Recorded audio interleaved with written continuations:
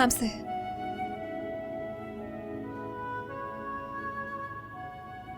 حمزه،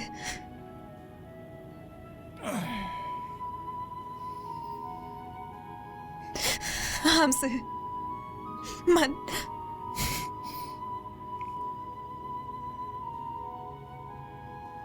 امروز هیچ دادگاهی برگزار نمیشه حاله. هیچکی هم پای محاکمه وای نمیسته. فقط چشم تو چشم هم دیگه باید حرف بزنیم. کار درستی میکنی حمزه. من جواب همه سوالاتو میدم.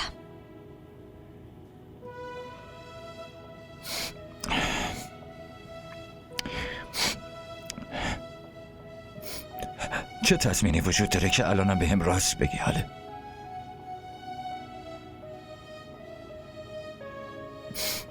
ازدواج ما یه ازدواج یهویی بود.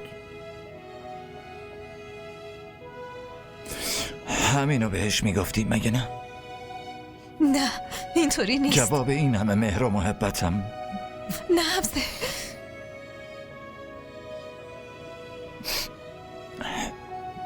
من اینقدر احمق نیستم حاله.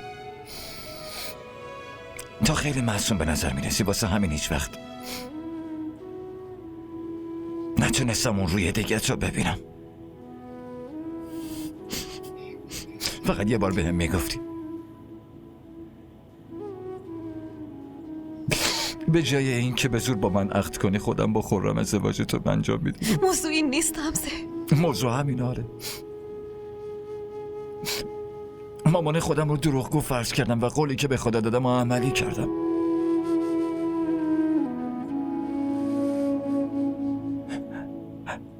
عشق من آخه چی کم داشت حاله؟ الان همه چی دونه دونه یادم میاد. تو هیچ وقت خوشحال نبودی حاله. هیچ وقت خوشحالی تو خونم ندیدم.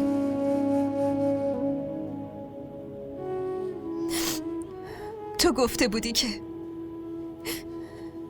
این محاکمه نیست.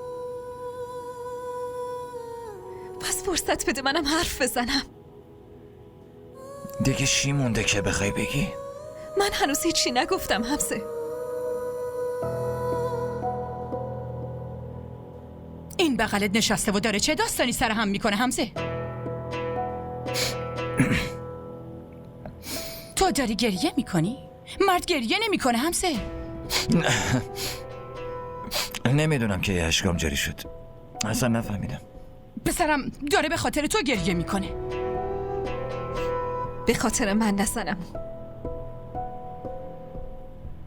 به خاطر شما پسر و عروستون هر دو دارن گریه میکنن. تو این همه جرأت پیدا کردی که با من چش تو چش میشی و حرف میزنی؟ حمزه همین الان اینو ول کن. چرا ولش نمی کنی؟ آخه 3 تا کلمه مگه چقدر زمان میبره؟ یالا طلاقش بده.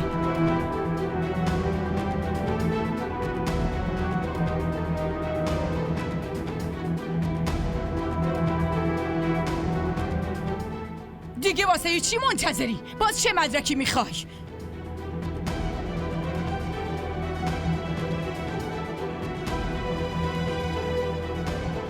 شاهناز